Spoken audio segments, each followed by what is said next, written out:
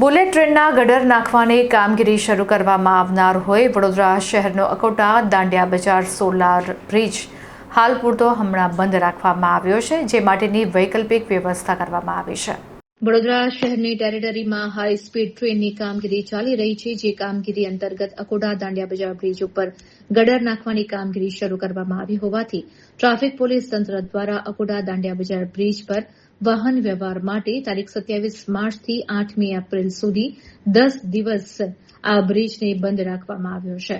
તો આ સાથે વૈકલ્પિક વ્યવસ્થા પણ કરવામાં આવી છે।